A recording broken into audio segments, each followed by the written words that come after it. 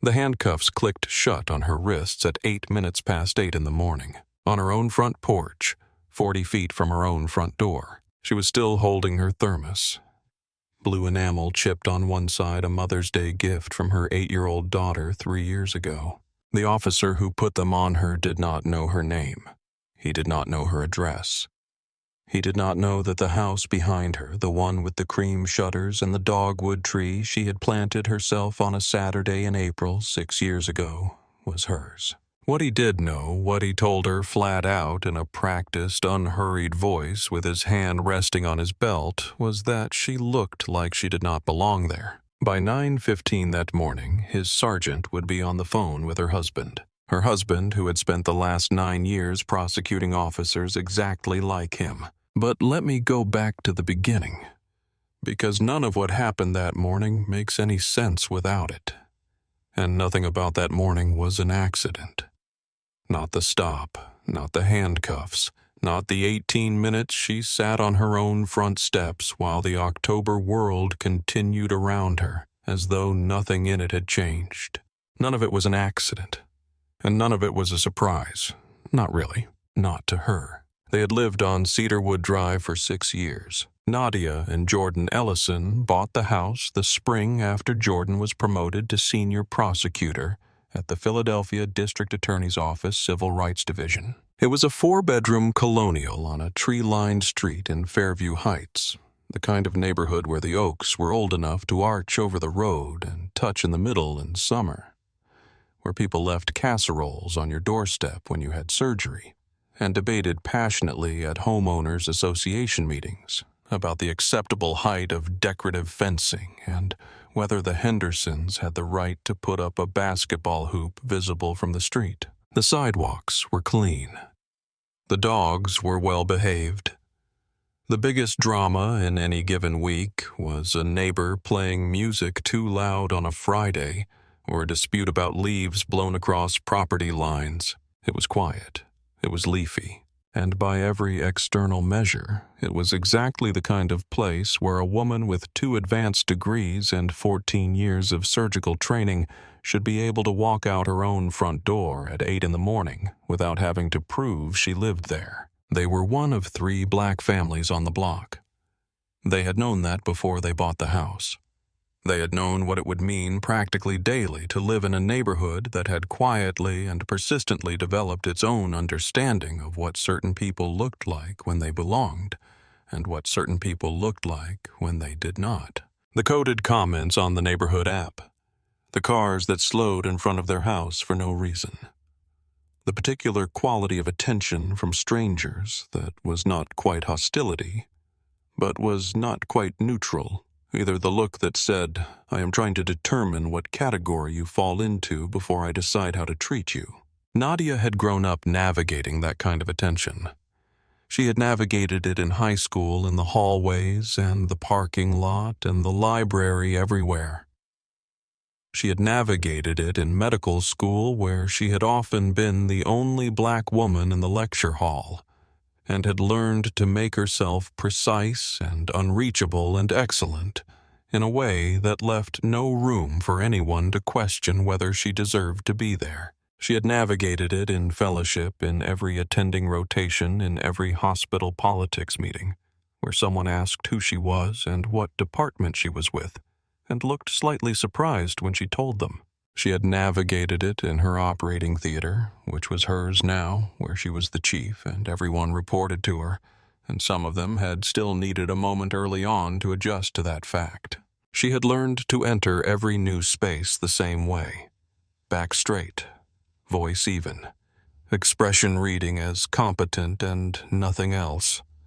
Conveying authority without edge confidence, without the kind of visible assertiveness that made certain people uncomfortable in certain rooms. She had gotten very good at it. She had also paid a cost for it that she had never fully named.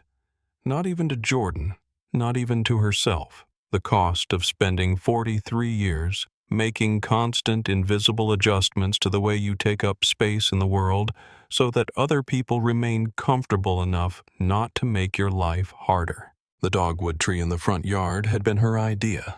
She had found the species in a catalog the first winter they lived on Cedarwood Drive, ordered it in February, and dug the hole herself on a Saturday in April while Jordan stood on the porch with his coffee making suggestions she mostly ignored. They had argued briefly and cheerfully about placement.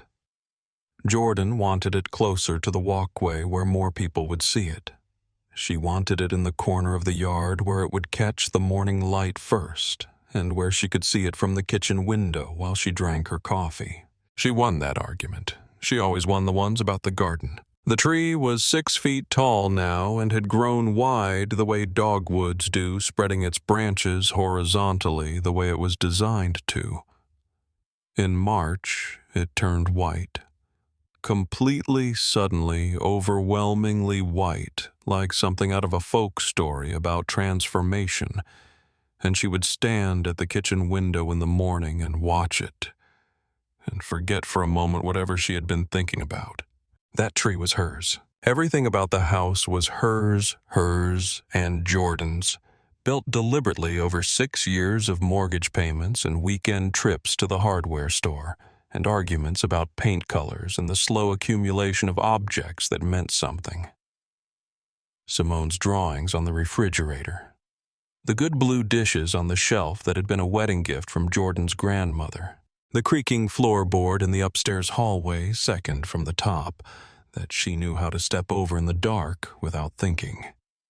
The back door that required a specific push at a specific angle to latch on the first try. She knew every inch of that house. She had earned every inch of it. Nadia Ellison was a cardiac surgeon, chief of cardiothoracic surgery at Mercy General Hospital in Philadelphia, one of the largest hospital systems in the region. The youngest person to hold that title in the hospital's 112-year history. She had done her undergraduate work at Morehouse, medical school at Howard, a research fellowship at Johns Hopkins, a clinical fellowship at the Cleveland Clinic in Ohio, which she had driven to alone in a rented car in August, and which had been in some ways the hardest year of her life and the one she was most proud of. 14 years of postgraduate training, 4 in the morning pagers, 18-hour shifts, the specific education you receive when you hold a human heart in your hands and understand that it is simultaneously the most durable and the most fragile thing in existence. She had published 16 peer-reviewed papers. She had trained 31 residents and 4 cardiothoracic fellows. She sat on 2 hospital ethics boards and the National Advisory Committee for Cardiac Care Outcomes. She had stood at bedsides at 2 in the morning, 3 in the morning whenever the call came, and she had listened to hearts that were trying to quit, and she had worked with her hands and her training and her particular gift for understanding exactly what a struggling heart needed, and she had helped them keep going. She loved the work the way some people love music, not as a job, as a language.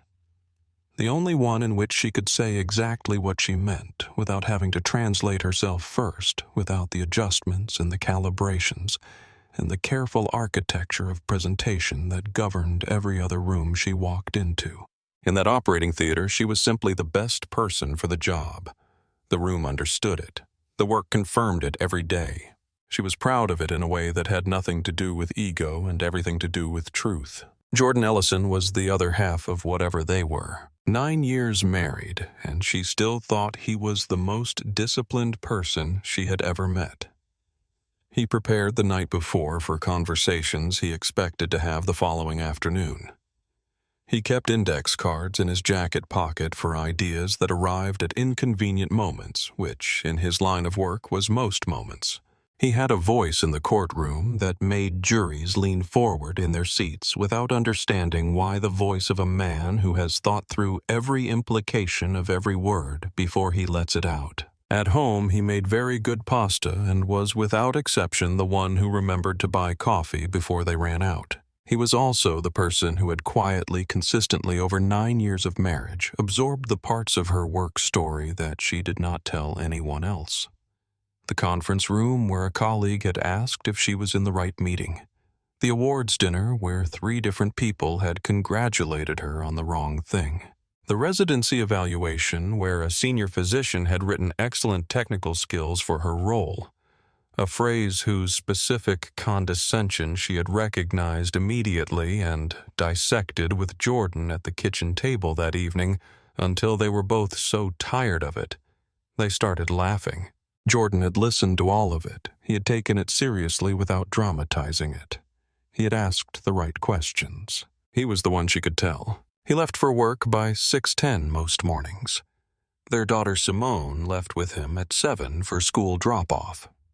Simone was 8 years old in 4th grade and possessed of an absolutely unshakable confidence in her own place in the world that Nadia simultaneously marveled at and quietly worried about, knowing what she knew about how the world sometimes responded to that kind of confidence in a black child. By the time Nadia came downstairs each morning, the house had been quiet for almost an hour. She loved that hour. The coffee already brewed on the timer Jordan had set the night before. The light coming through the kitchen window at the specific angle that made the countertops look warm. The silence of a house that had already sent its people out into the world and was resting in the space between. October 14th was a Tuesday. She remembered standing in the kitchen at 7:40 that morning, drinking her first cup at the counter, watching the thin October light come through the window over the sink. The kind of light that does not warm anything but makes the world look as though it has been arranged with intention. She was running 6 minutes late. Department heads meeting at 9:30, which she was chairing. 2 surgeries in the afternoon, the second one complex enough that she had reviewed the file the night before and would review it again during the lunch she was unlikely to have time for. She was already composing the morning in her head, sequencing it as she filled her thermos, moving quickly through the kitchen in her coat, her bag on one shoulder, her keys in her pocket, her mind already 3 steps ahead of her body. She had no idea. That is the thing she kept coming back to in the weeks and months that followed.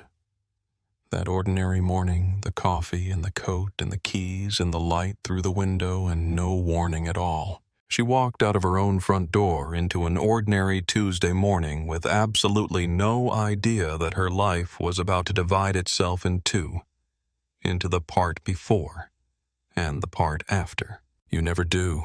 The worst things never announce themselves. They are just there suddenly, where a moment ago there was only October light and the smell of coffee and the comfortable certainty of a life you have built on solid ground. She locked the front door behind her, checked the lock out of habit.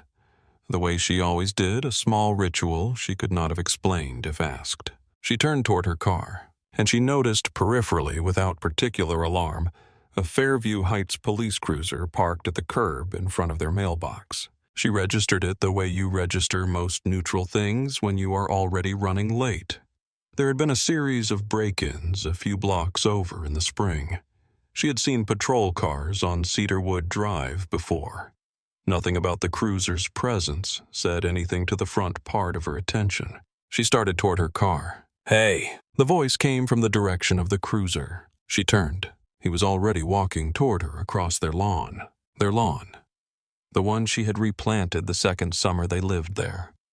The one she had argued with the landscaper about for 40 minutes over the specific variety of grass seed she wanted.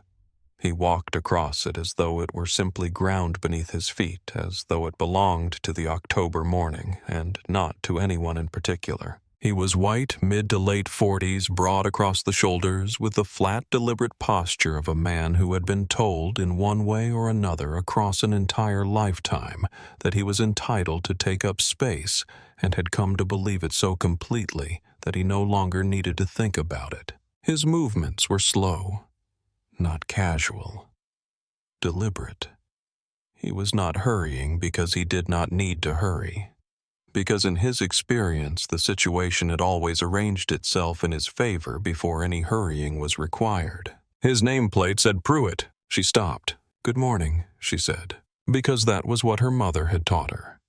Because that was the strategy, not the greeting. The strategy. The first words out of your mouth in an encounter like this are not pleasantries. They are positioning. They are the tone you set for everything that follows.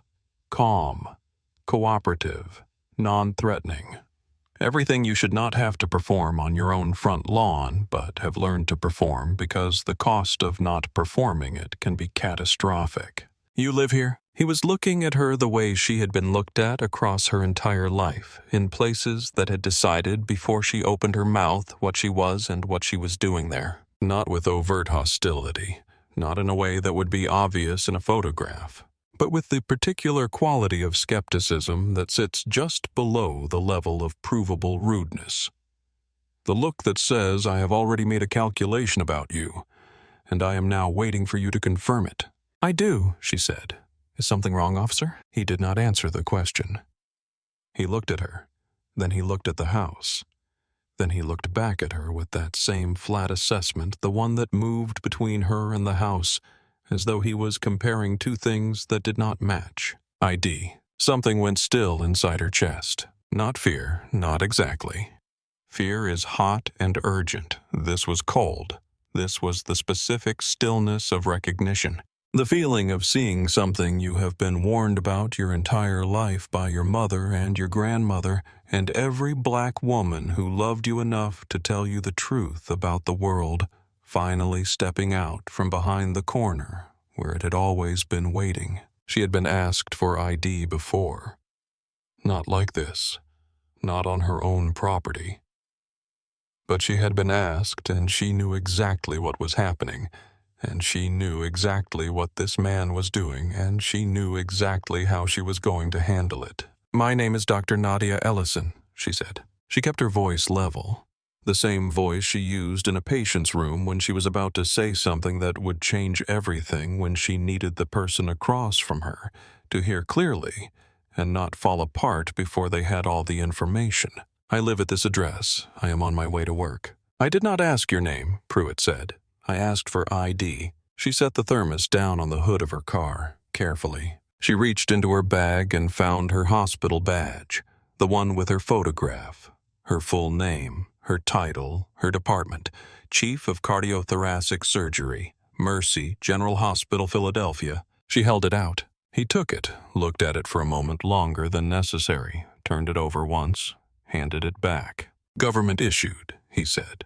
2 words that meant, this does not satisfy me. Her jaw tightened. She found her driver's license. He took it, walked back to his patrol car with it, and she stood on her own driveway in the October morning light, and she waited. Across the street, she saw Patricia Webb come out the front door of the house with tan shutters. Patricia, who had waved at Nadia across the driveway for 6 years, who had appeared once at their door with extra tomatoes from her garden in a paper bag, who had signed the birthday card their neighbors organized when Simone turned 6. Patricia looked at the patrol car. She looked at Nadia. She stood very still. She did not cross the street, not yet. 2 doors down, a man Nadia did not know by name was walking to his car with a travel mug. He glanced over. He registered the scene. He kept walking, got in his car, drove away. Pruitt came back. He handed her the license. We have had reports, he said, of suspicious individuals in this area, people who do not belong. The phrase landed like a cold wave. Not just the impact of the words, the temperature of them. Something physical, something that moved through her entire body in under 1 second and left her colder than she had been before. She felt the heat crawl up her throat. She pressed it down, kept her face completely still. I belong here, she said. I have lived at this address for 6 years. My name is on the deed to this house. He looked at her for a long moment.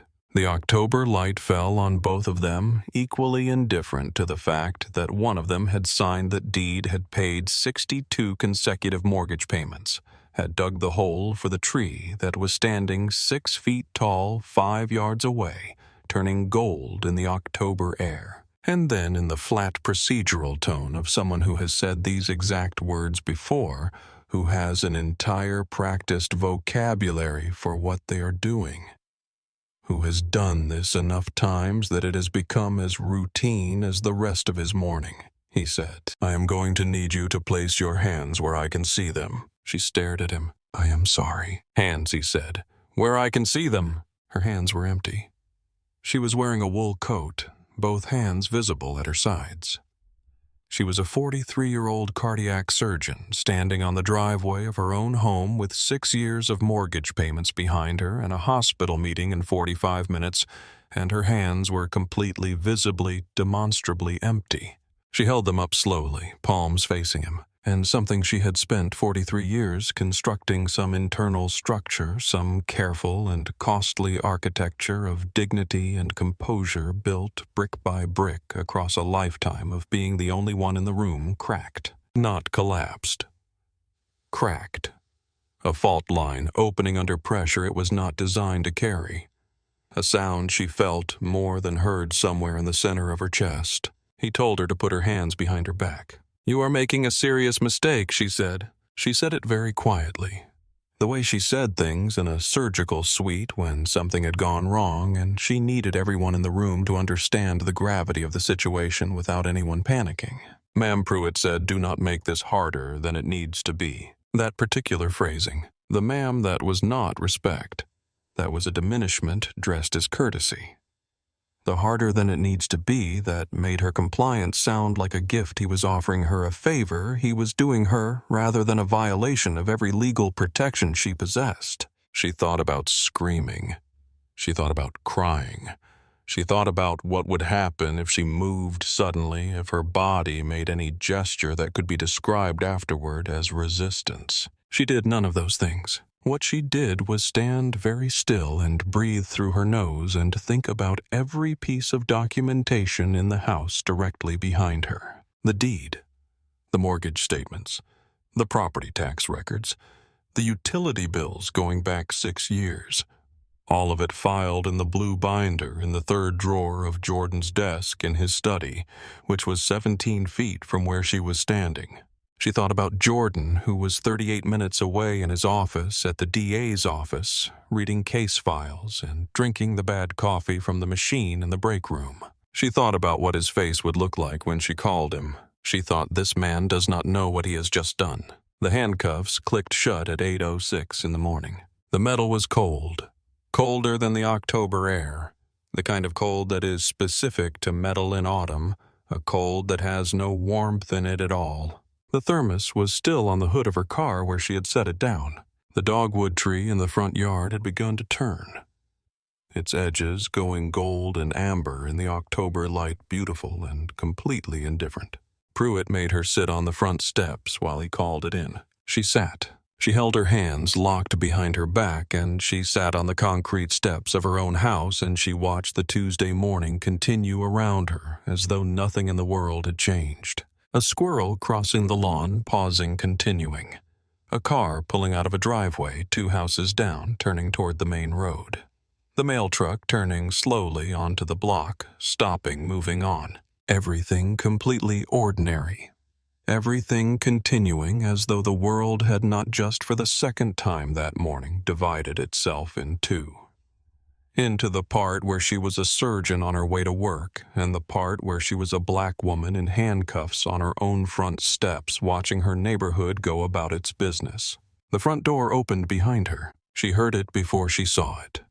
The specific sound of that door on its hinges, which she knew as well as she knew the sound of Simone's footsteps on the stairs. Gloria Mercer appeared in the doorway. Gloria was 57 years old. She had worked for them for 3 years. She came on Tuesdays and Thursdays and always brought an extra container of something she had made at home, soup or banana bread, or once, memorably, a sweet potato pie that Simone ate half of before dinner. She knew where every object in the house lived and had a gift for finding things that had gone missing. She had never once been late. She was standing in the doorway now with her hand pressed flat against her sternum, looking at Nadia sitting on the front steps with her hands behind her back, and the expression on her face was something Nadia could not look at directly. "Oh, Dr. Ellison," she said. Her voice was barely above a whisper. "It is okay, Gloria," Nadia said. It was not okay. It was not remotely okay. But those were the words that came out automatic, the words you say when you need the person looking at you not to fall apart, because you cannot afford to deal with that right now on top of everything else. "Could you do something for me?" Nadia said. "Could you go to Mr. Ellison's study? Third drawer. The blue binder. Could you bring it out here?" Gloria did not ask why. She understood why. She turned and went back inside without a word. Nadia sat on the steps and thought about the specific arithmetic of the moment. Howard Medical School. 14 years of postgraduate training. 62 consecutive mortgage payments.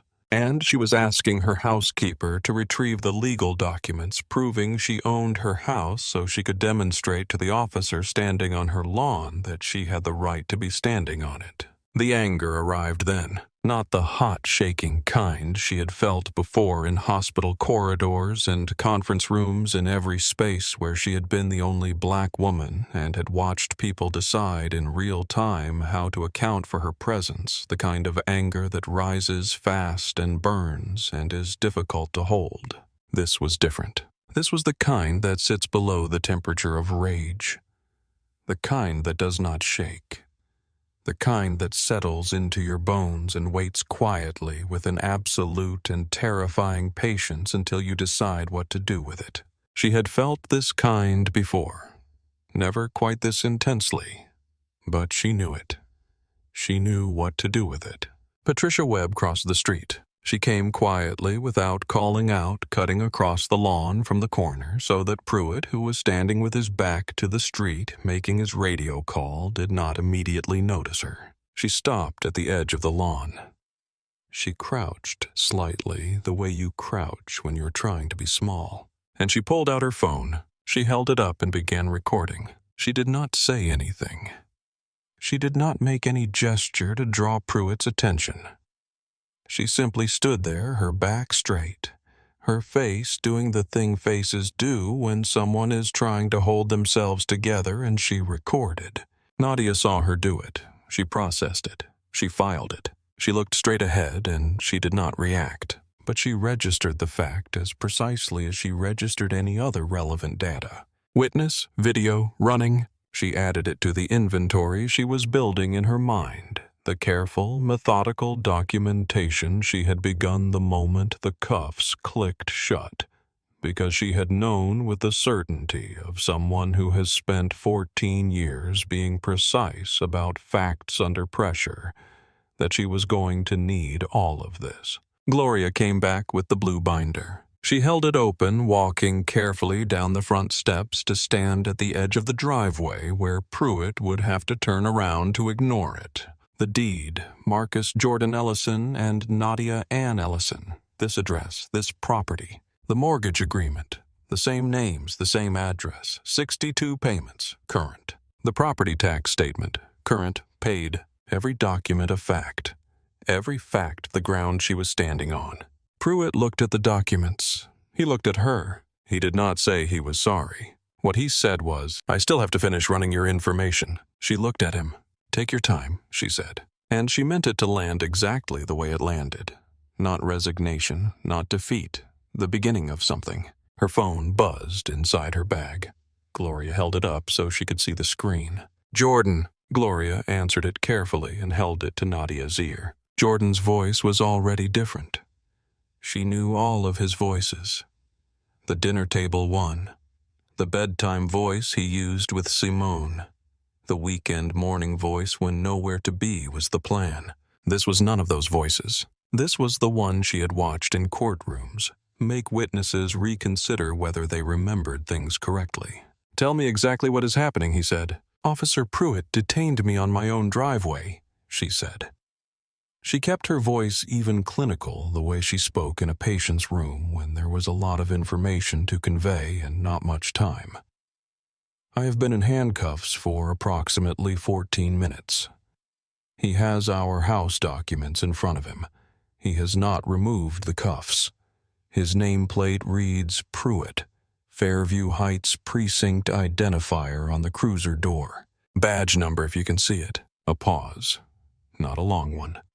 The specific pause of a man moving through information at speed and assembling a response. "I am on my way," Jordan said. "Jordan," she said. "I am on my way." He hung up. It was 4 more minutes before Pruitt's radio crackled. He stepped away from the steps, angled his body away from her, lowered his voice until she could only catch fragments. "Female, black, had ID, I had reasonable," and then his voice dropped below her range entirely and she could not hear the rest. What she could see was his back, his shoulders, the way they were carrying too much deliberate stillness, the stillness of a man who is working very hard not to let his body tell you anything. She watched the call end. He stood with his back to her for 3 seconds, exactly 3, and when he turned around, he was the same man, the same face, the same posture, but something in him had shifted. Something she would not have been able to name for someone who had not spent 14 years reading the involuntary language of human bodies under pressure. Recalculation. The specific internal recalculation of a man who has made a decision and is realizing for the first time that the ground under it is not as solid as he thought. He walked back to the steps. "You can stand up," he said. "Am I being released?" she said. A pause. "I am asking you to stand up." "Officer Pruitt," she said. Her voice was completely steady. She was watching him the way she watched monitors in an operating suite tracking every indicator. "I would like to know my status. Am I being detained or am I free to go?" His jaw tightened. The recalculation hardened into something that looked for just one unguarded second like the specific expression of a man who has understood the nature of the mistake he has made and is beginning to understand its dimensions. And she thought with the quiet precision of someone who has spent 14 years reading physiological stress responses. "He just found out who Jordan is." "You are free to go," Pruitt said. Flat. Like the words cost nothing. Like 18 minutes had not just passed. Like her thermos was not still sitting on the hood of her car. He reached for the handcuffs. She stepped back. "Officer Pruitt." Her voice was conversational, almost pleasant. The voice of someone who has prepared for this moment and is now simply moving through it. "Before you remove those cuffs, I would like your badge number." He stared at her. "Your badge number," she repeated. "And I would like you to state clearly the grounds on which you detained me." "Ma'am, I have already explained the situation." "You have explained nothing," she said. "You told me I looked like I did not belong here. That was the entirety of your explanation." She looked at him with the specific, steady, unhurried attention she used in case conferences when a colleague was presenting data that was incorrect, and she needed him to understand without raising her voice that she had already identified precisely where he had gone wrong and was prepared to explain it in detail. "Your badge number, please?" He gave it to her. "Bitten off. Procedural. Each digit a small surrender." He removed the handcuffs. She stood up from the steps. She rolled her wrists once slowly. She looked at the marks the metal had left. 2 pale impressions in her dark skin, already reddening at the edges, already beginning to tell the story. "Thank you," she said. She picked up the thermos from the hood of her car. She walked back into her house and she closed the door behind her. She stood in the front hallway for a long moment. The house was quiet. Gloria had gone back to the kitchen. She could hear water running, the sounds of the ordinary morning resuming as though nothing had interrupted it. The blue binder was on the hall table where Gloria had set it when she came back inside. She picked it up. She took off her coat. She set her bag down. She went to Jordan's study and sat in his chair. She looked at his wall of books without seeing them. His case files on the corner of the desk. His handwriting on the index card taped to the edge of his monitor. His reading glasses folded in their case. She got out her phone. She photographed her wrists, both of them. The light was good. The marks were clear. She took 4 photographs from different angles. She sent them to herself. She wrote down the time, the badge number, Pruitt's full name, the sequence of events in the order they had occurred, every word she could reconstruct. She dated it. She noted Patricia's presence across the street. She noted Gloria's presence in the doorway. She noted the house documents and the precise moment Pruitt had looked at them and said he still had to finish running her information. 8:51 in the morning, all of it documented. Then she called her chief resident and said she would not be in until the afternoon, and that the 9:30 meeting should start without her, and she was sorry. And her chief resident said of course in the easy, uncomplicated tone of someone who had never once had a reason to doubt her. And Nadia sat with that for a moment. The texture of 14 years of absolute professional reliability against 18 minutes on a driveway. Jordan came through the front door 20 minutes later. She heard his key in the lock. She heard the door open. She heard the short silence that meant he was scanning the front hallway, accounting for details the way he always did when something had shifted. She came out of the study. She watched his face run through a sequence of expressions in under 2 seconds. Relief. Fury. A controlled and deliberate reset. The reset of a man who has spent 9 years learning to keep those two things in check in public because he cannot afford to be the angry black man, not in a courtroom, not in front of a jury, not in any space where someone else gets to decide what his emotions mean. He crossed the hall in 3 steps and wrapped his arms around her. She stood with her chin on his shoulder and breathed him in. Coffee and early morning in the fabric of his work coat. The specific warmth of him, the specific smell, and for the first time since she had stepped outside that morning, she felt the thing she had been suppressing, the thing she had been pressing down with both hands since the moment the cuffs went on push upward toward the surface. She did not let it through, not yet. She stepped back, looked at his face. "Tell me everything," he said. "Exactly," she told him. She told him every detail in order without editorializing. The badge, the license, the documents, the handcuffs. The 18 minutes, the fragments she had caught on his radio, the 3 seconds after the call ended, the marks on her wrists. She told him what she had said and what Pruitt had said, and every word she could reconstruct. Jordan stood completely still and listened without interrupting. Not once. Jordan, in normal conversation, was constantly moving, leaning forward, following a thread the moment he saw it, asking the question as soon as it formed. Jordan standing completely still with his hands at his sides, tracking every word with those dark, precise eyes, that look of absolute absorption, was a different person entirely.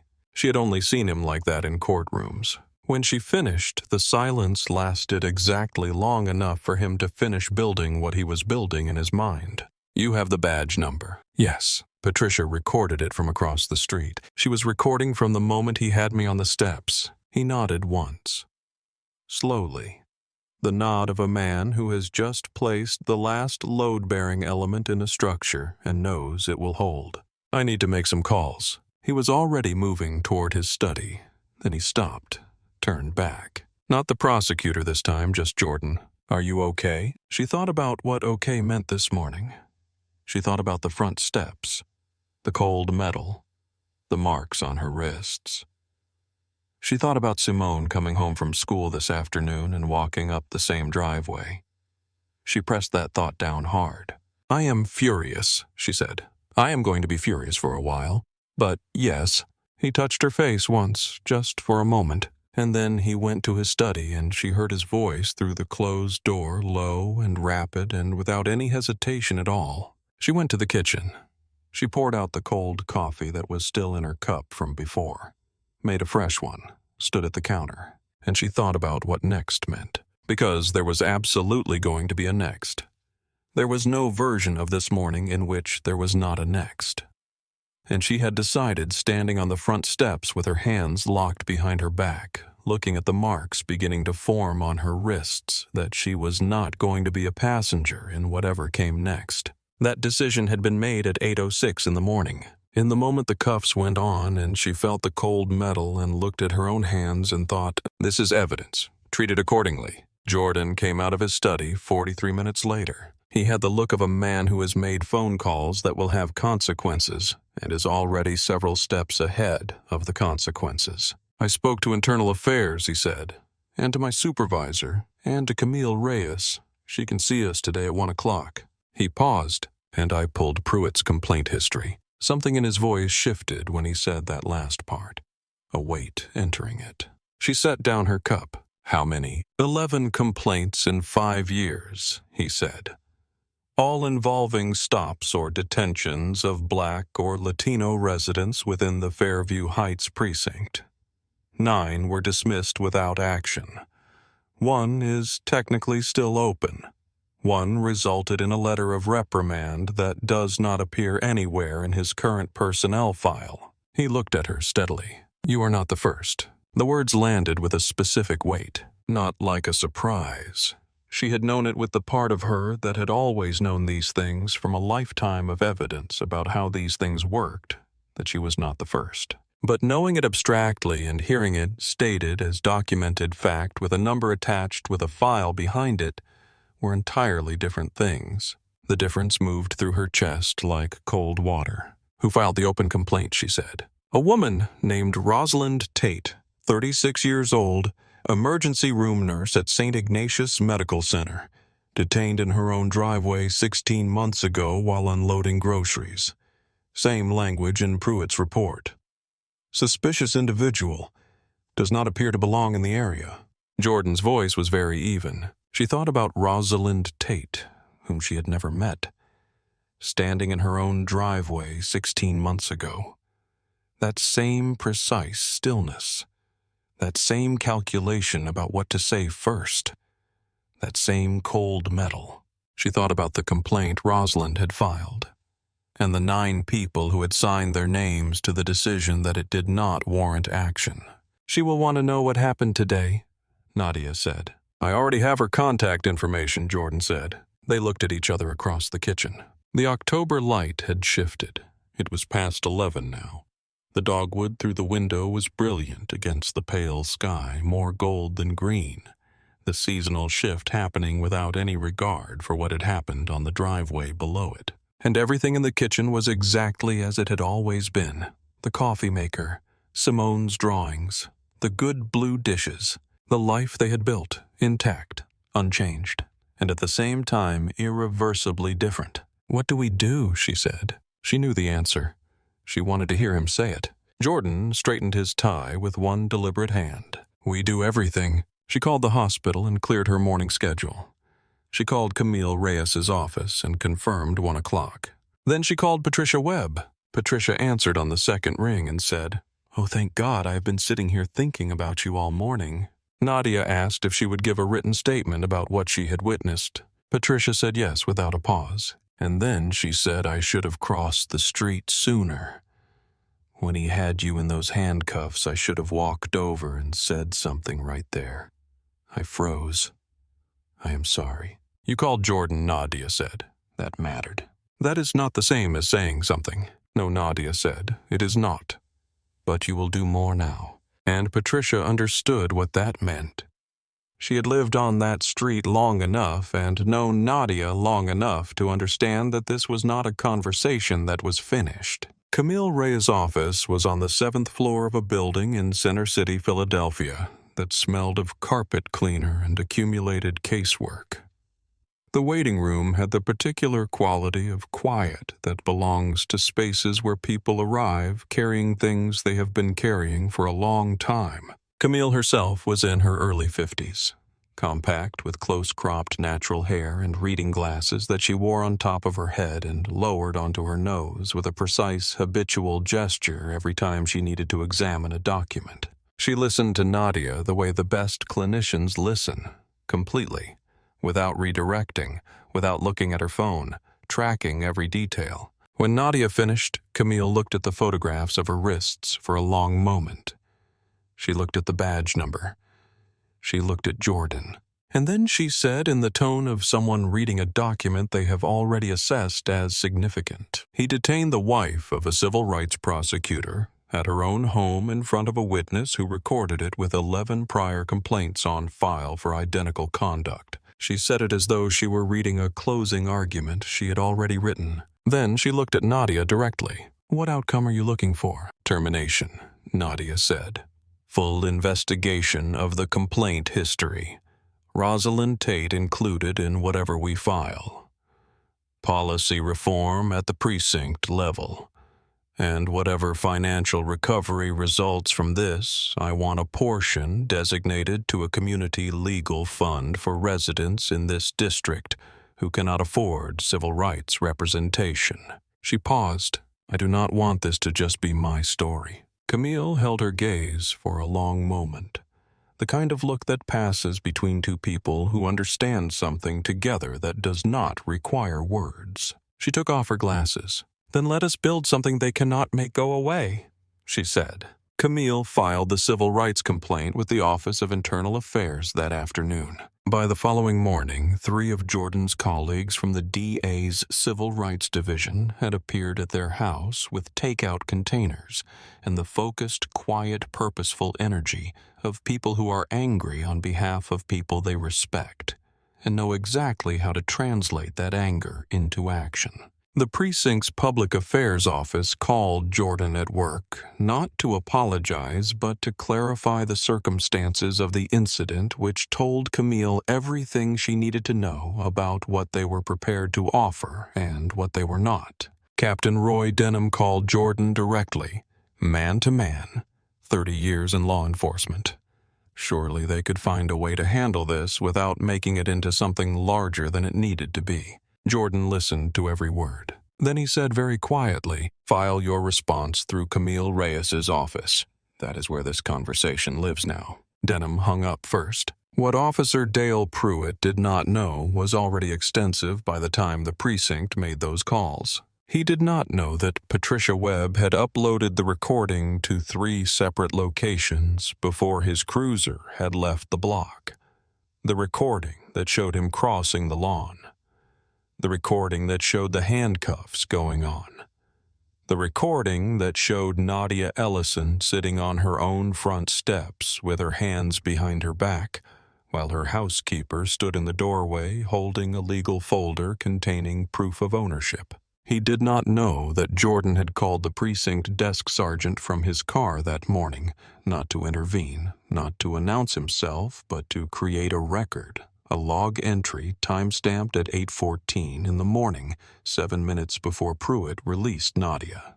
And he did not know that Camille Reyes had spent the last 4 years building a professional relationship with a lieutenant inside Internal Affairs named Sandra Holt, who had been watching the Fairview Heights complaint file with the kind of quiet, methodical, professional concern that tends to precede something larger. Lieutenant Holt pulled the full unredacted file the morning after Camille's filing, and she found that 2 of the logged complaints had been altered. Their status markers changed, quietly, without announcement, in a pattern that had a signature, not a literal one, but a pattern. Every altered complaint had passed through the same supervisory review, the same desk, the same sign-off. Sergeant Lou Ferris, Pruitt's direct supervisor. Lieutenant Holt documented everything she found very carefully and said nothing to anyone at Fairview Heights. Pruitt filed his incident report the afternoon of the detention. 3 paragraphs. Clinical and procedural. Received report of suspicious activity. Conducted field interview. Subject briefly detained pending verification. Released upon verification. No mention of the handcuffs, no mention of the house documents, no mention of the hospital badge. The phrase appeared not to belong in the area appeared once attributed to the original complaint that had prompted the stop. Camille subpoenaed the original complaint. It did not exist. No logged call, no report number, no name, no record of any complaint from any resident in the 2200 block of Cedarwood Drive on the morning of October 14th or any morning within 30 days of it. The original complaint Dale Pruitt had cited in his own official documentation had never been filed by anyone. He had invented it. Camille read the subpoena response. She set it down on her desk. She looked out her window for a moment. Then she picked up her pen and added a count to the filing. Falsification of official documentation. Rosalind Tate called Nadia on a Thursday 4 days after the detention. Low voice, unhurried.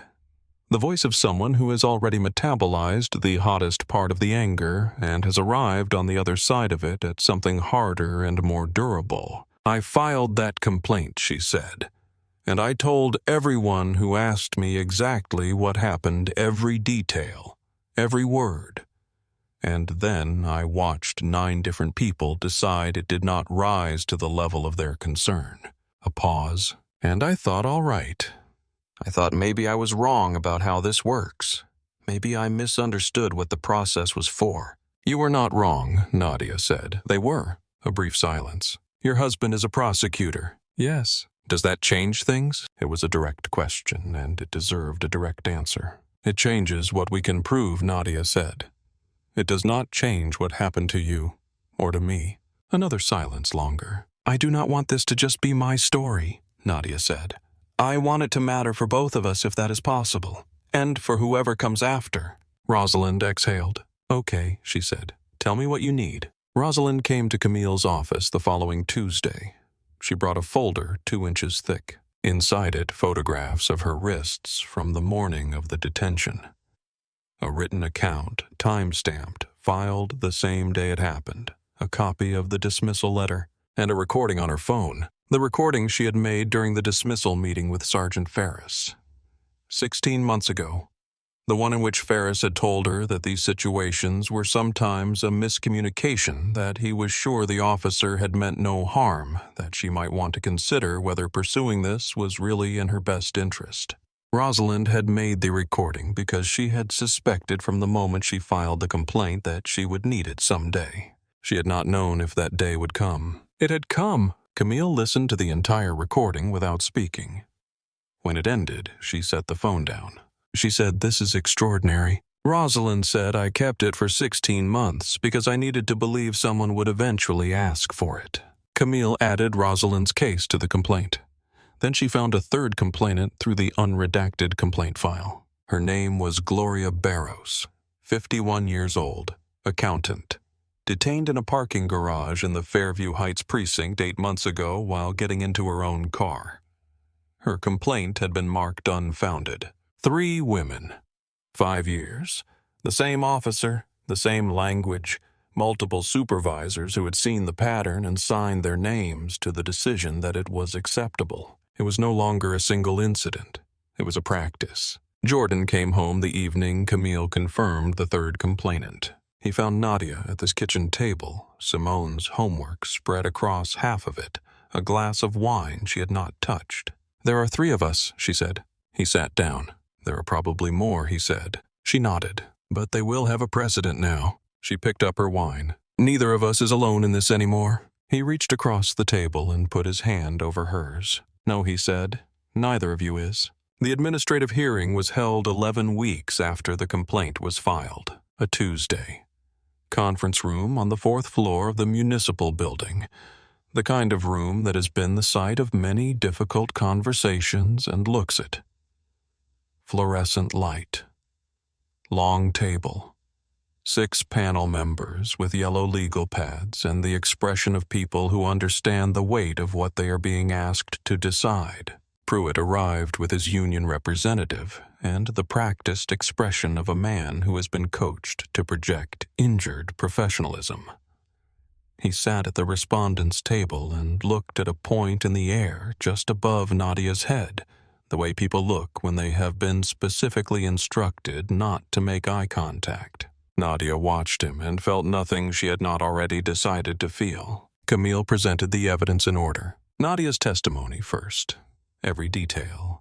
The badge, the license, the documents, the handcuffs, the 18 minutes, the marks on her wrists with photographs, the exact words Pruitt had used and the exact words she had used in response. Then Patricia Webb's written statement submitted with a copy of the recording. The panel watched the recording on a laptop in the center of the table. 3 minutes and 47 seconds. The room was very quiet while they watched it. Then Camille presented the radio log showing no original complaint had ever been filed. The subpoena results confirming no such complaint existed anywhere in the system. A direct comparison between Pruitt's incident report and the actual documentation available. Then the 11 complaints, their dates, their language, the pattern of their dismissals. Then Rosalind Tate, who sat at the table beside Nadia in a navy blazer and read her statement aloud in that low, unhurried voice, and then played the recording of Sergeant Ferris. Ferris's voice filled the conference room. "These situations are sometimes a miscommunication. I am sure the officer meant no harm. You might want to think about whether pursuing this is really in your best interest." No one in the room moved while the recording played. Nadia watched the panel listen. She watched the moment it shifted. The moment it stopped being a proceeding about one incident on one morning and became something with a pattern, something documented, something that had 3 names attached to it now, and a 5-year history, and a recording, and a radio log, and a subpoena result showing a complaint that had never existed. When Pruitt's union representative began his rebuttal, Jordan seated 2 rows behind. Nadia went very still in a way she could feel without turning around. "Reasonable precaution protocol. Officer safety considerations. Difficult to determine resident status without additional verification." And then Camille leaned forward. She set down her pen. She looked at the panel. "Could you clarify for this panel," she said, "which specific behavior Dr. Ellison exhibited on her own property at 8:06 in the morning that constituted a reasonable basis for detention under the 4th Amendment?" The union representative opened his mouth, because Camille continued the only documented basis offered by Officer Pruitt in his own initial report, was that she appeared not to belong in the area. She set Pruitt's report on the table and slid it toward the center. "I would ask this panel to sit with that phrase. Appeared not to belong. In her own home. On the property to which she holds the deed. In front of the tree she planted herself 6 years ago." The union representative opened his mouth, closed it, looked at the panel, said nothing that helped him. The silence that followed was the kind that does actual work in a room. The panel deliberated for 8 days. On the 9th, Camille called. Nadia was between patients. Half-eaten sandwich, stack of charts. The particular stillness of someone waiting for a call they have been waiting for, without letting themselves acknowledge how much they are waiting for it. "It is done," Camille said. "They found in your favor." Nadia sat for a moment with the phone in her hand. Then she looked at the wall of her office where there was a photograph she had hung her first week at Mercy General. Simone, at 2 years old, sitting on Jordan's shoulders in the park, both of them squinting into the same summer light. Jordan's face crinkled with a laugh she remembered exactly.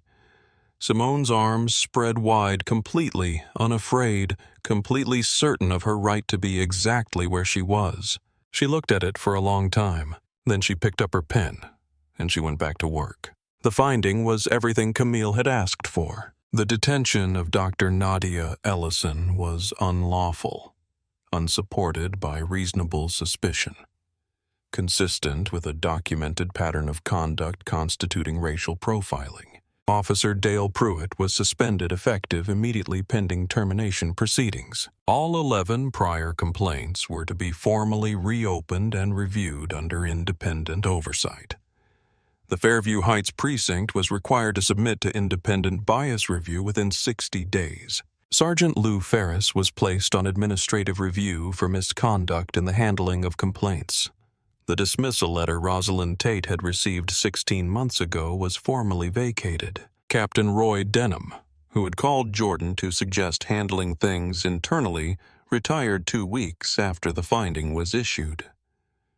The timing was noted. He was replaced by an acting commander from outside the district. The civil settlement came 4 months later, $275,000. $60,000 went directly into the Fairview Heights Community Legal Fund, which Nadia and Camille had established the week after the hearing. Rosalind Tate received her own separate settlement and the written departmental apology the union had called non-negotiable. Gloria Barros filed separately. Her case settled before it reached a courtroom. What happened to Dale Pruitt came in stages. The termination was finalized 6 weeks after the administrative finding. 22 years on the force. Gone. The union fought it through 2 rounds of appeal. They lost both. The Philadelphia Inquirer ran a piece on the 3 complaints, the 11 before them, the pattern, the dismissals, the recording of Sergeant Ferris, Photographs of Nadia Rosalind and Gloria side by side. The headline was not inflammatory. It did not need to be. The facts were sufficient. Pruitt gave one interview to a local program sympathetic to his version of events. He said he had been doing his job, that the process had been used against him, that he had given his life to his community. Camille released a 2-paragraph statement the following morning. Cited the 11 complaints, cited the recording, cited the subpoena result showing the original complaint he had written into his report had never existed. With documentation, without his pension partially forfeited under the terms of the termination, and without the union legal support that had quietly evaporated after the second failed appeal, his finances did not hold. His wife filed for legal separation 8 months after the termination. The house on Millbrook Court went on the market the following spring. He applied for 12 positions in private security over the year that followed. He was not offered any of them. His name was attached permanently and publicly to a documented administrative finding of racial profiling. It was the first result that came up when anyone searched his name. It would remain the first result. He was 50 years old, without a badge, without a pension, without a union, without a record that any employer in law enforcement or private security would look past the first result to consider. The ground he had stood on for 22 years, the authority, the uniform, the institutional protection, the quiet understanding that certain complaints would be handled a certain way and then filed away was gone. And he was standing on nothing. Jordan cooked dinner the night the civil settlement was finalized. The good pasta, the sauce that took 2 hours, the one he only made on evenings that had earned it. Simone sat across the table from Nadia with her homework spread on one half of her placemat, stealing bread with her free hand, talking without pause about something that had happened at school with her best friend, and a misunderstanding over a jacket that was in Simone's telling of enormous importance. Nadia watched her, 8 years old, 4th grade.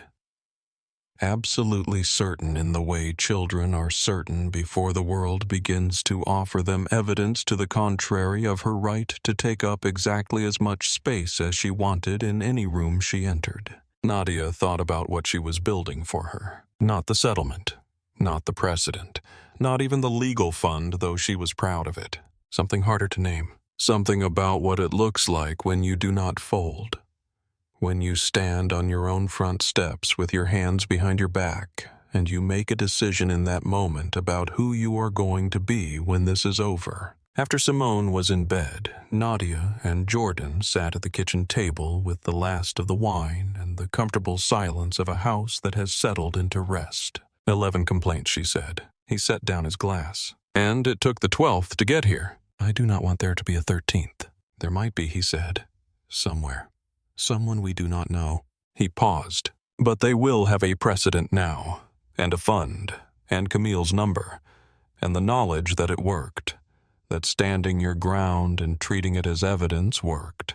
She looked out the window. The dogwood tree was bare now, February branches black and thin against the night sky, the way trees look in February when they are simply waiting.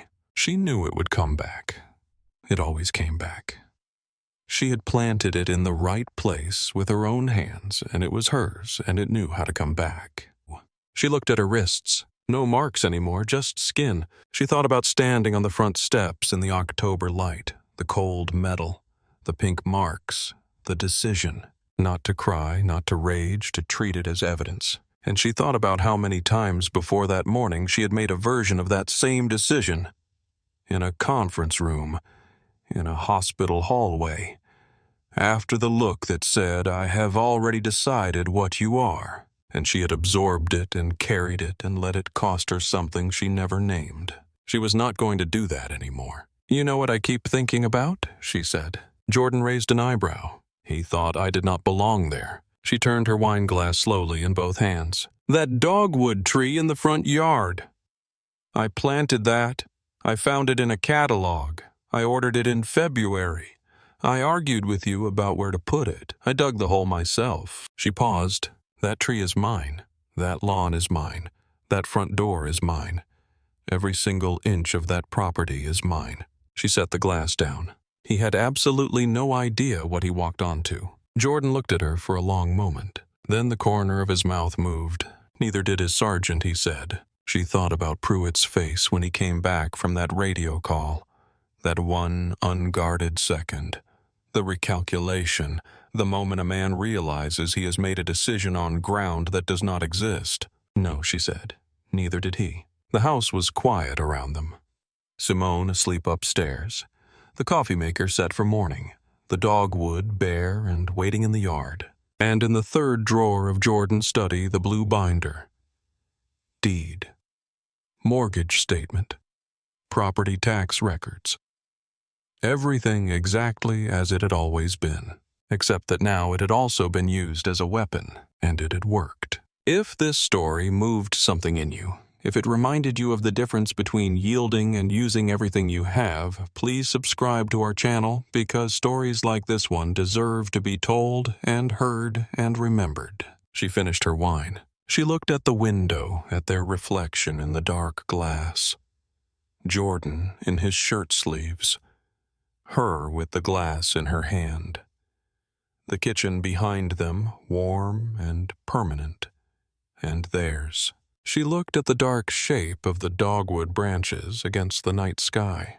8 weeks, she thought, and it will be white again. She put down her glass. She was home. But the story of what happened on Cedarwood Drive did not end when the settlement check cleared. It did not end when Dale Pruitt's name appeared in the newspaper. It did not end when his house went on the market, or when his wife packed up their life on Millbrook Court in boxes that she moved across state lines. The story continued in the ways that matter more than any single outcome. It continued in the Fairview Heights Community Legal Fund, which Nadia and Camille had incorporated within 10 days of the administrative hearing while the panel was still deliberating. They had done it quietly and quickly, the way you do the things you have been planning in your mind while something else is still technically unresolved. The fund opened its intake line on the first Monday of the month after the settlement was finalized. By the end of that week, it had received 31 calls. Not all of them were about police encounters. Some were about evictions. Some were about employment discrimination. Some were about situations in schools and hospitals and workplaces that had the same fundamental shape as what had happened on Cedarwood Drive on an October Tuesday morning. The shape of a person being told in one institutional language or another that they did not belong where they were standing.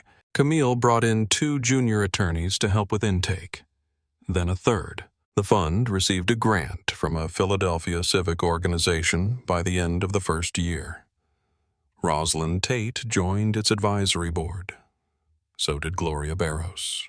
Nadia attended the first board meeting via video from her hospital office between a department heads meeting and a surgery.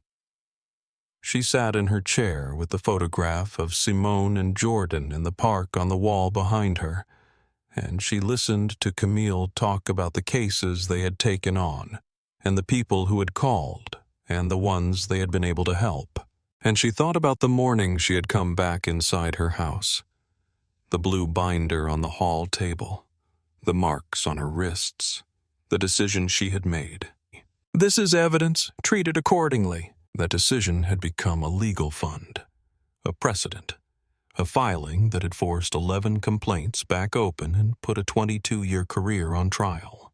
That decision had reached people she would never meet in driveways and parking lots and front porches and workplaces across a precinct that was now under independent bias review. That decision had become the thing she was building for Simone.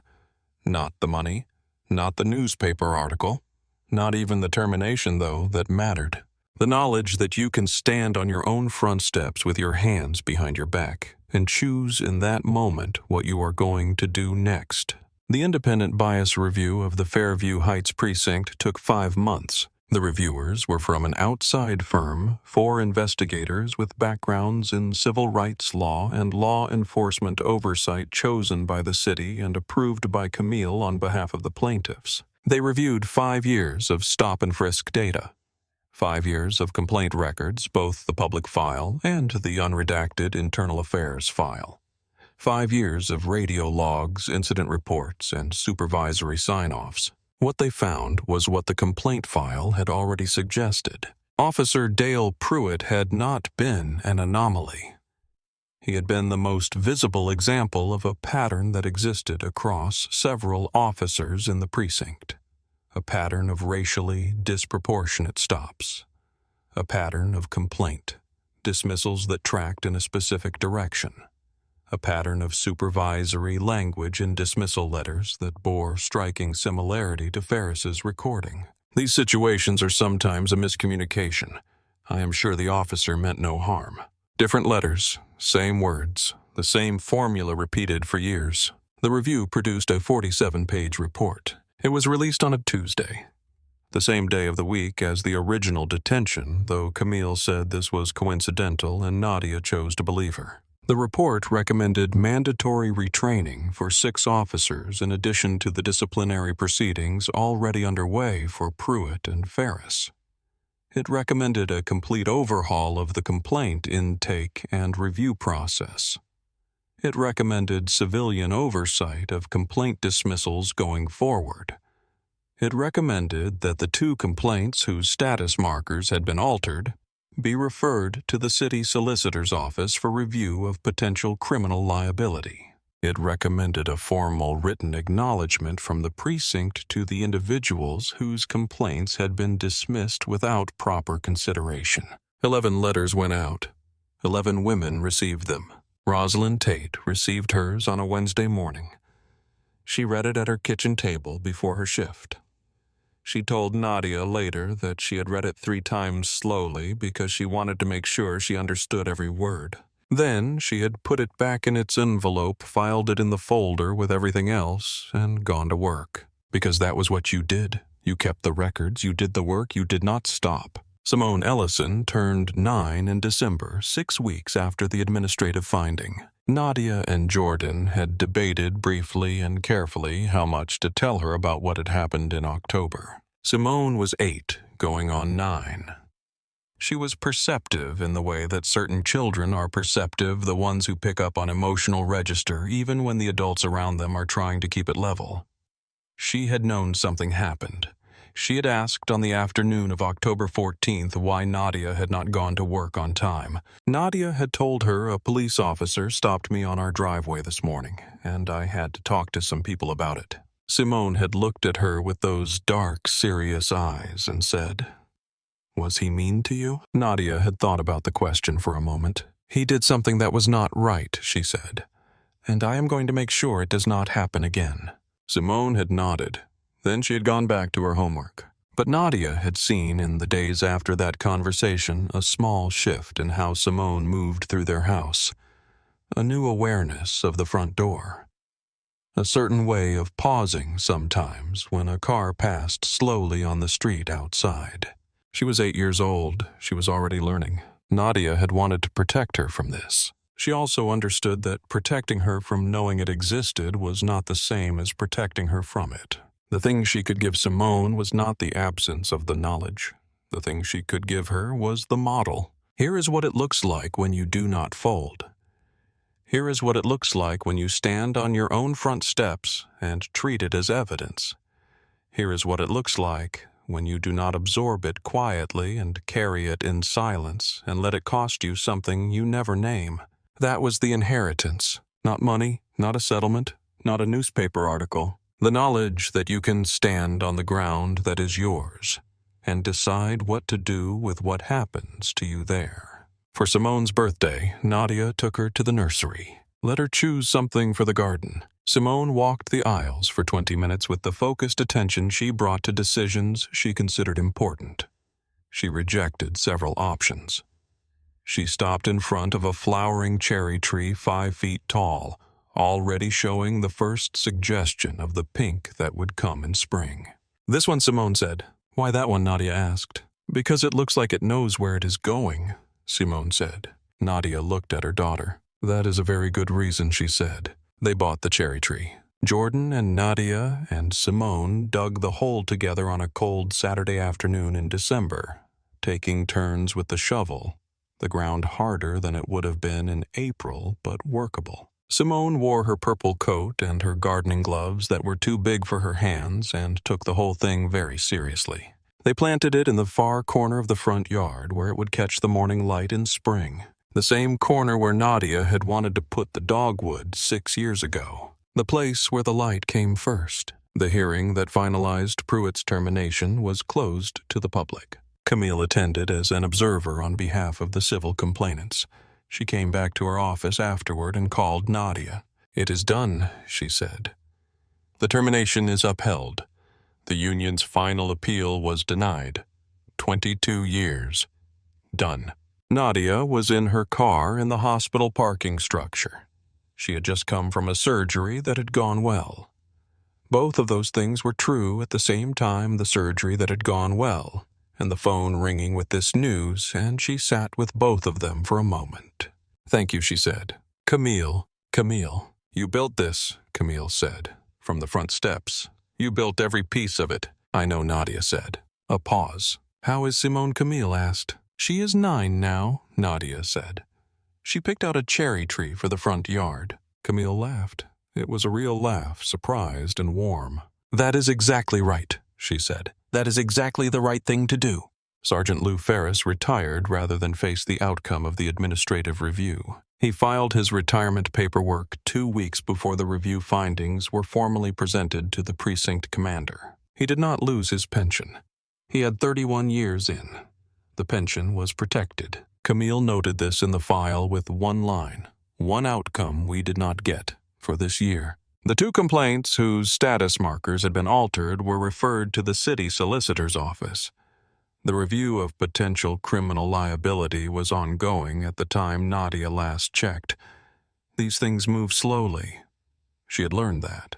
She had also learned that slow was different from stopped. It was February when she thought about all of it clearly for the first time. February, 4 months after the settlement was finalized, standing at the kitchen window with her coffee watching the dogwood tree, bare and black against the pale winter sky. The way it looked every February. The way it had looked every February for the last 6 years. She knew what it looked like in March. The white coming in fast. The branches suddenly completely covered. The transformation that happened overnight and looked every time like something out of a story. She knew it was coming. She thought about standing on the front steps in October. The handcuffs. The cold metal. The marks. She thought about the moment she had decided. This is evidence, treated accordingly. She thought about everything that decision had become. The complaint. The recording Rosalind had kept for 16 months. The video Patricia had uploaded from across the street. The radio log that created a timestamp. The subpoena result that showed the original complaint Pruitt had cited had never existed. All of it. Each piece of fact. Each fact the ground she was standing on. She had spent her career doing exactly this. Building cases from evidence. Understanding that the truth on its own is not sufficient. You need the documentation, the timestamp, the photograph, the record that cannot be altered without leaving a trace. She had known how to do this. She had been trained by medicine and by 43 years of navigating a world that had required her to be precise about facts under pressure to do exactly this. She had done it. She set down her coffee cup. She thought about Rosalind Tate at her kitchen table reading the letter that had come 16 months late. Reading it 3 times. Filing it with everything else.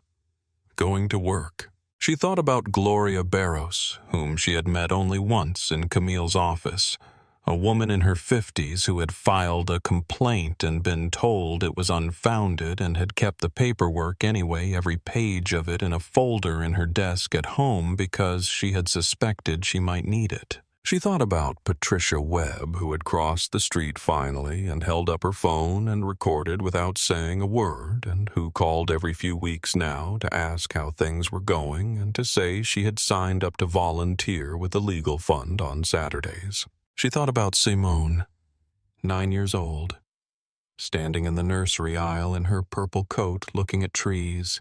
It looks like it knows where it is going. She thought about everything those women had built, by doing what women like them had always done, which was to refuse quietly and at significant personal cost to be made invisible by the things that happened to them. She thought about the specific cost of that refusal, the hours, the paperwork, the phone calls, the depositions, the hearing room, the 8 days of waiting while the panel deliberated.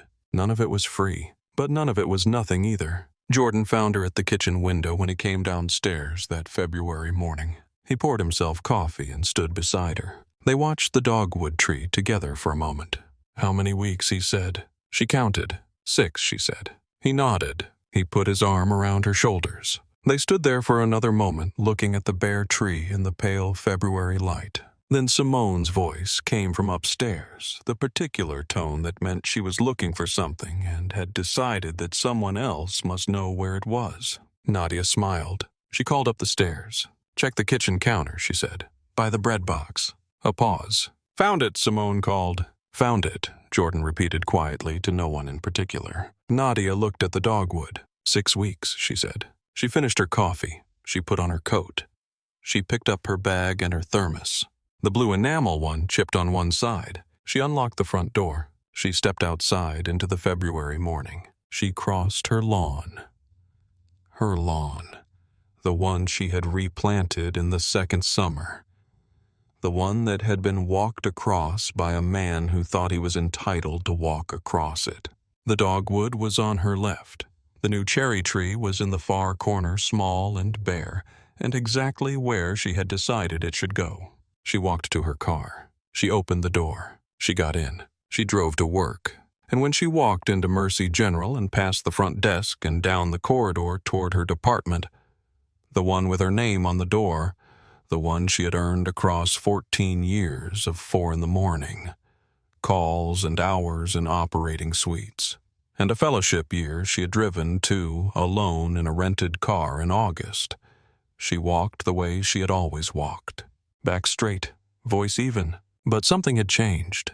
The invisible adjustments were smaller. Not gone, not yet, maybe not ever entirely, but smaller. Because she had stood on her own front steps with her hands behind her back and treated it as evidence. Because it had worked. Because the tree she had planted was going to be white again in 6 weeks. Because her name was on the deed. Because she was home.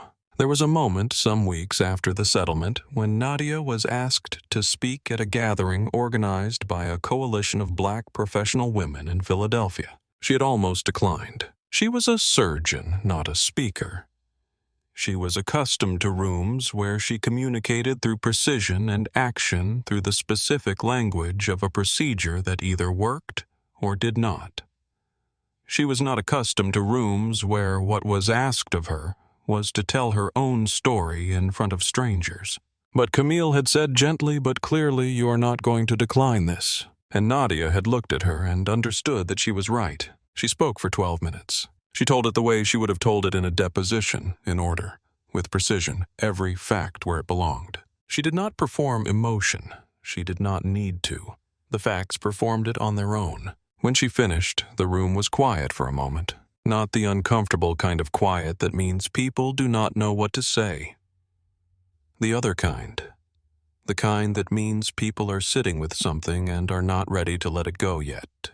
Then the woman who had organized the event, a civil rights attorney from North Philadelphia, named Patricia Coles, who had been doing this work for 30 years, leaned forward and asked, "What did you think about on the front steps when the cuffs were on?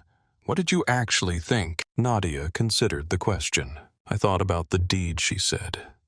"The mortgage statements, the property tax records, every document I had that said I owned that house. I thought about the blue binder in the third drawer of my husband's desk." She paused, "And I thought this man has no idea what he just gave me." The room understood that. Several people in it had their own versions of that binder. Their own versions of that front porch, their own versions of the calculation made in the moment when the thing they had always known might happen finally happened, and they had to decide in real time what they were going to do. Not later, not when they were somewhere safe and had time to think. Right there, in the moment. What Nadia had given them, she understood afterward, was not a story about winning. It was a story about the decision, the moment before the outcome, when you do not know yet how it will go, when the only thing you have is the fact of what happened and the choice of what to do with it. She had chosen to treat it as evidence. That was the story. Camille Reyes had been doing this work for 20 years. She had represented plaintiffs in 31 civil rights cases involving law enforcement in the Philadelphia region. She had won 19 of them outright, settled 8, lost 4. She did not usually become close to her clients. It was not a policy exactly. It was simply the way the work went. You came in at a crisis point, you did the work ended, people went back to their lives. With Nadia, something different happened. It was not the case itself, though the case had been significant. It was the blue binder. When Nadia had told her in their first meeting about asking Gloria to retrieve the house documents from the third drawer of Jordan's desk, Camille had made a note on her legal pad and then set the pen down. She had sat quietly for a moment, and then she had said, "You were in handcuffs on your own front steps, and your first thought was the documentation." And Nadia had looked at her and said, "What else would I think about?" Camille had looked back at her and understood in that moment that she was sitting across from someone who had been trained by 43 years of being exactly who she was in the world, to understand that facts documented and organized and ready to be produced were the thing that mattered. Not the emotion, though. The emotion was real and significant and would cost her something. The documentation. That was the language Camille spoke, and it was the language Nadia had spoken on the front steps instinctively in the worst moment of the morning. They had been speaking the same language from the first meeting. 2 years after the settlement was finalized, Camille brought Nadia onto the advisory board of a statewide civil rights law clinic she was helping to establish. The clinic trained lawyers from underserved communities to handle civil rights cases involving law enforcement and housing and employment discrimination. Nadia attended the first training session. She sat in the back of the room and listened to a 26-year-old woman from West Philadelphia talk about the case she wanted to bring on behalf of her cousin, who had been detained in a parking garage, and she listened to Camille walk the young attorney through the documentation. She would need the timeline, the evidence, the things you collect in the first 48 hours, because they are easier to get then and harder to get later. The young attorney was furious. You could see it in the way she held her pen, in the tension along her jaw. She was furious on behalf of her cousin, and she wanted the fury to drive the case. Camille let her be furious for a moment, and then she said gently, "Good. Hold on to that. And now let's talk about what you're going to do with it." "The documentation," she said. "Always the documentation." Nadia sat in the back of the room and thought about October 14th. She thought about the blue binder, the cold metal, the decision. She thought about how the fury, the real fury, the cold, deep, patient kind that sits below the temperature of rage, had not been the thing that burned anything down. It had been the thing that built everything up. In March, the dogwood bloomed. It did what it always did. Overnight, apparently, the way it seemed every year, despite the fact that she knew perfectly well it was a gradual process. The buds that had been forming for weeks reaching the exact combination of warmth and light that told them it was time. She was standing at the kitchen window with her coffee when she saw it. White. Completely overwhelmingly suddenly white. The way it always was. The way it would be every March as long as the tree stood there. As long as she owned the house. As long as her name was on the deed. In the corner of the yard, the cherry tree Simone had picked out in December was showing the first edges of pink. Tentative, just beginning, but unmistakably there. Knowing where it is going, Nadia thought. She finished her coffee. She set the cup in the sink. She put on her coat, picked up her bag, picked up the thermos, the blue enamel one with the chip on the side. She went to the front door. She unlocked it. She opened it. She stepped out into the March morning. The light was still the thin winter light that does not warm anything yet, but it was changing the first edge of something different in it. The light that belongs to the moment when you can feel the season turning, even though it has not quite turned yet. She stood on her own front porch. She looked at the dogwood tree, white and complete and entirely itself. She looked at the cherry tree in the corner, just beginning to pink at the edges. She looked at her lawn, still gray-green and winter-dull, but underneath it, the specific potential of spring. She looked at her street. Her street! She breathed in the March air. Then she walked to her car. She had a surgery at 8:30. She was not going to be late. There is something she has thought about many times since October. Not the hearing, not the settlement, not even the termination, though, that mattered deeply for herself and for Rosalind and for Gloria and for the 11 women before them whose complaints had been filed and dismissed and filed and ignored. She thinks about the 3 seconds. The 3 seconds between the end of Pruitt's radio call and the moment he turned around. The 3 seconds in which she watched a man's back and read from the set of his shoulders and the quality of his stillness that something had changed, that the ground under his decision had shifted, that he had just found out he was standing on nothing. She thinks about what it felt like to watch that happen. Not satisfaction exactly, not triumph. Something more specific. The particular feeling of a calculation that has proven correct. The feeling you get in a surgical suite when the repair you designed for the exact dimensions of this patient's particular problem holds exactly the way you knew it would. The feeling of having been right, not in the sense of having been owed something, but in the precise technical sense of having assessed the situation accurately and prepared accordingly. She had assessed the situation correctly. She had prepared accordingly, and when he turned around, she had been ready. She had asked for his badge number before he removed the cuffs. She had stood up from her own front steps and rolled her wrists and looked at the marks and said thank you and picked up her thermos and walked back into her house. She had not cried until she was inside, and even then only for a moment, long enough to acknowledge what had happened, short enough to pick up her phone and start documenting, because that was what you did. You felt it, and then you used it. She keeps the blue binder in the same drawer, 3rd drawer of Jordan's desk in his study. The deed is in there, the mortgage statements, the property tax records. She has added things to it since October. The administrative finding, the settlement documentation, the formal letter of acknowledgement from the Fairview Heights precinct, which had arrived stiffly and impersonally, but had arrived.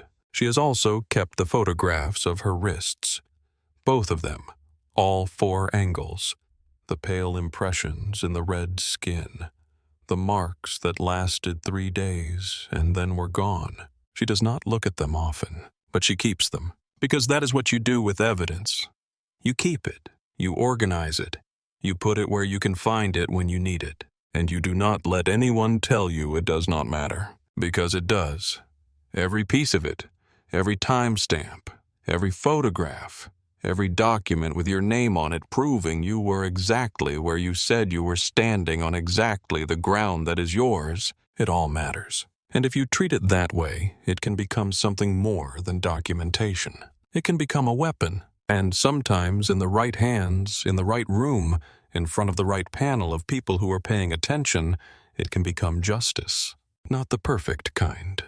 Not the clean kind you see in movies where every wrong thing is completely undone and everyone who should be sorry says they are sorry and means it. The real kind. The kind that is partial and costly and takes longer than it should and leaves things undone that should be done. The kind that is still better than nothing. The kind that is still worth building.